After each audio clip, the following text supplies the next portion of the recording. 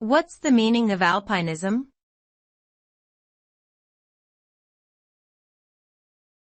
Alpinism.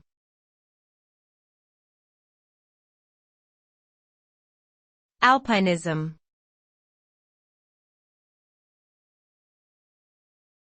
Alpinism.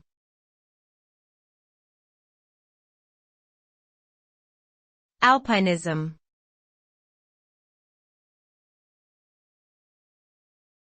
Alpinism.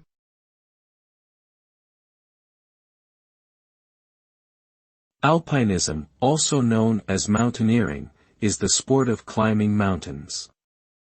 It involves using a variety of technical skills and equipment to ascend mountains and reach their summits. Alpinists typically face difficult and dangerous terrain, including rock faces, ice fields, and steep slopes, often at high altitudes where the air can be thin and the weather conditions challenging.